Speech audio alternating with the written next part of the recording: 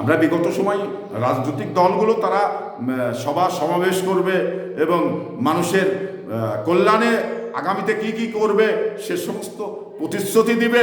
তো এবার এই এনসিপি তা না করে এনসিপির একটি স্লোগান, এই মানে চাঁদাবাজি করছে কারা এবং এই চাঁদাবাজির সঙ্গে সম্পৃক্ত কারা, খুন করছে কারা, যত দোষ সব হলো নন্দ ঘোষ, সব বিএনপির পুরেই মানে দোষ চাপাচ্ছেন। কিন্তু তারা কি হলো দুধে ধোয়া?